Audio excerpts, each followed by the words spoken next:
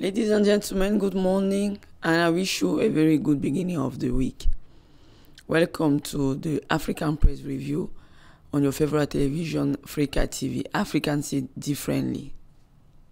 The former president, Jacob Zuma, who played a central role in the allegation of state capture, will address the Zondo Commission of Inquiry on State Capture when he appears Monday.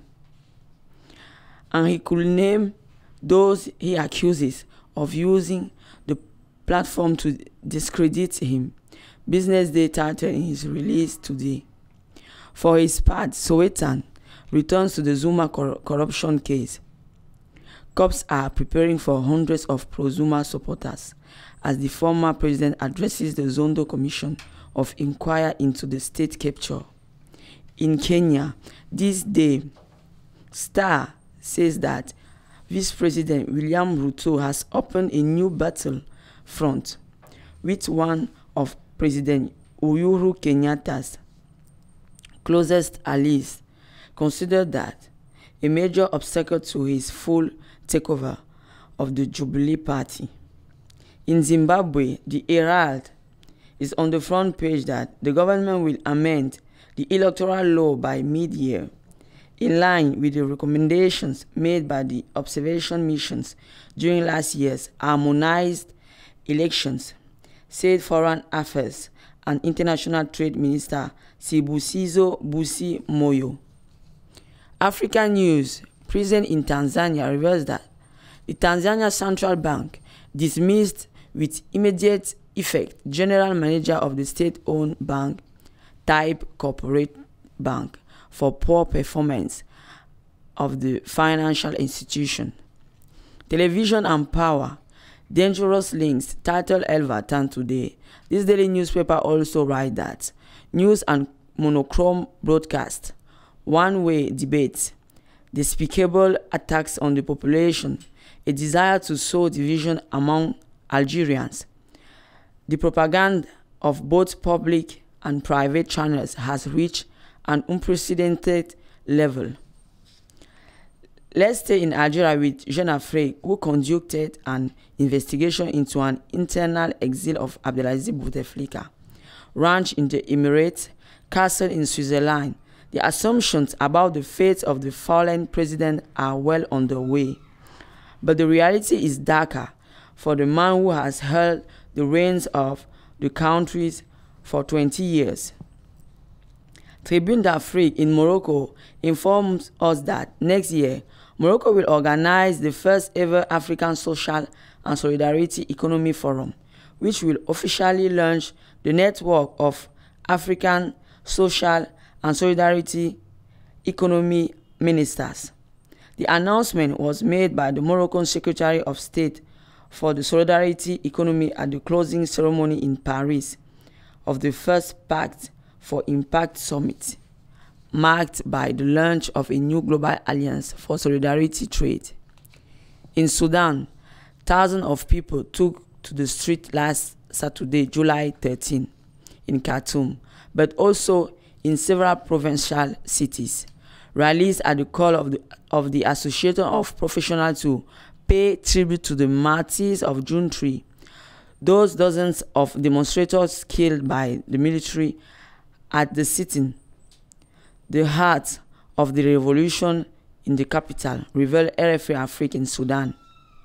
In Angola, Journal de l'Angola informs us about foreign boats fished here with photocopying licenses. This daily report states that the fishing sector could be one of the main drivers of the country's development. However, the reality is quite different. The sector is fundamentally informal, with huge problems in terms of conservation, the buying and selling sectors, and the supervision of artisanal, semi-industrial and industrial vessels. In West Africa, the main nest of marine pirates, titled Le Quotidien Numérique.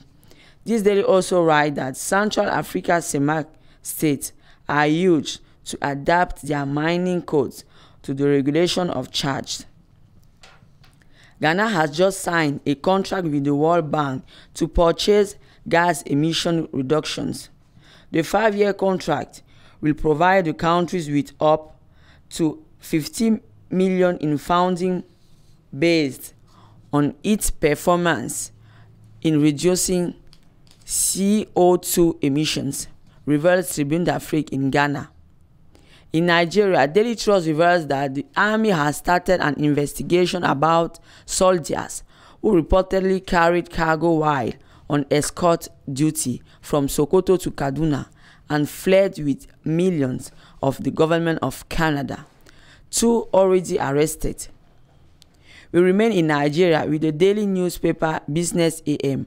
Nigeria banks AP appear to have adjusted quickly and nicely too with respect to the new rules by the Central Bank of Nigeria on conditions for accessing its standing deposit facility, with deposits in the facility falling sharply by more than 300% on Friday to close at 34.4 billion naira.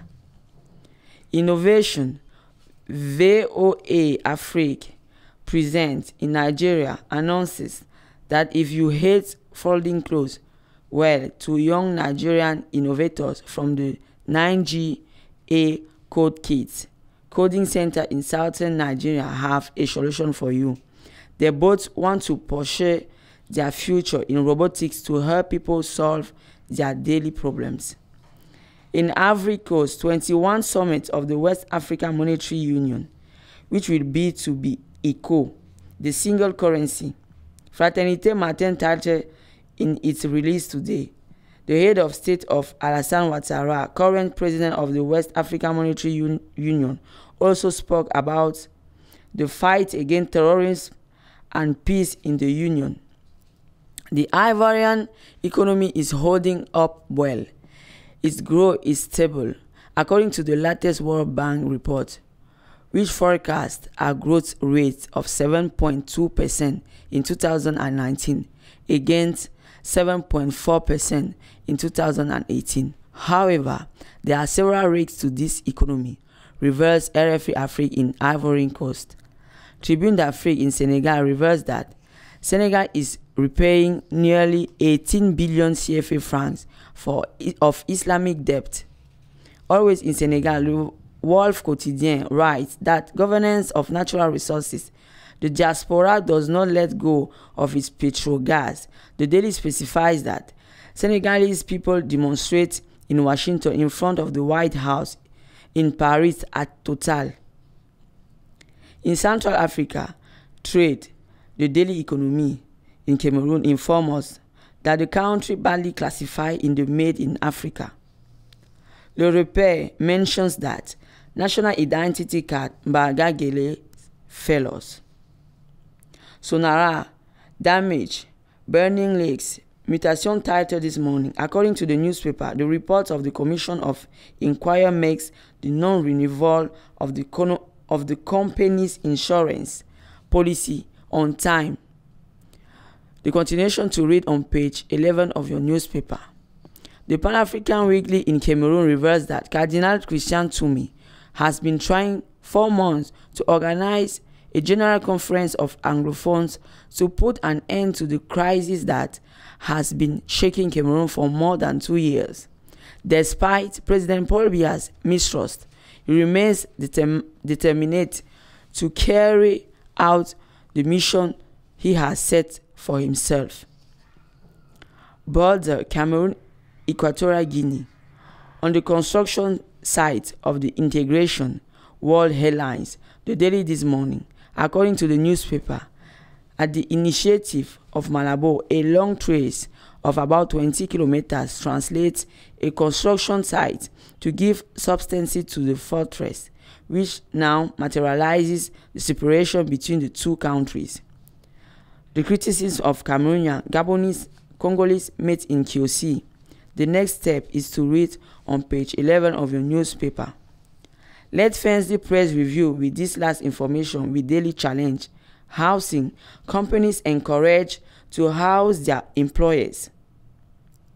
According to the magazine, focus on the interest for a company to support their employers, access to land ownership. Thank you for following us. Thank you for your loyalty. Subscribe to the channel and like the video. Goodbye.